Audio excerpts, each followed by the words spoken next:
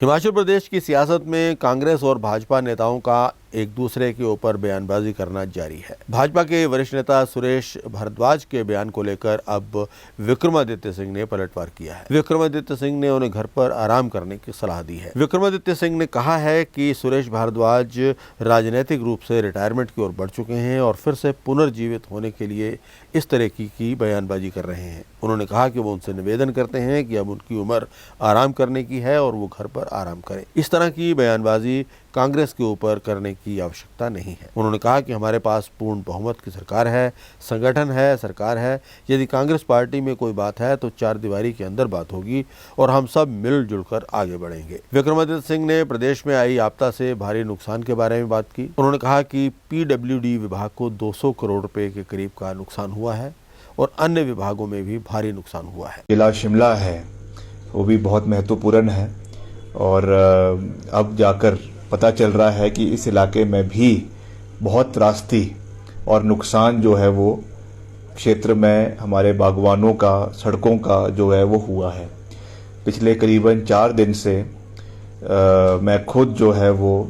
रोडू के, रामपुर के, ठियोग कुमारसन के दौरे पे था और मुख्यमंत्री जी भी पिछले 2 दिन से इस क्षेत्र के दौरे पे लगातार बने हुए हैं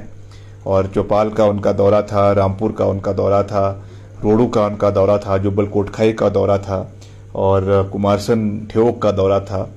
और हर प्रभावित क्षेत्र में हम व्यक्तिगत रूप से गए हैं और बहुत नुकसान वहाँ पे केवल सड़कों का ही नहीं मगर सड़कों के साथ साथ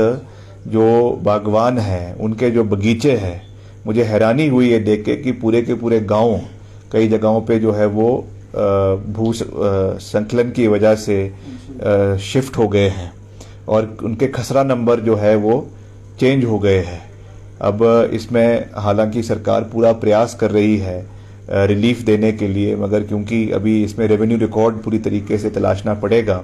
तो उसको आने वाले समय में उसके ऊपर कार्रवाई होगी। मगर मुख्यमंत्री जी ने जो फौरी राहत इस क्षेत्र के लोगों को दी है, मैं समझता हूं कि ये एक रामबाण की तरह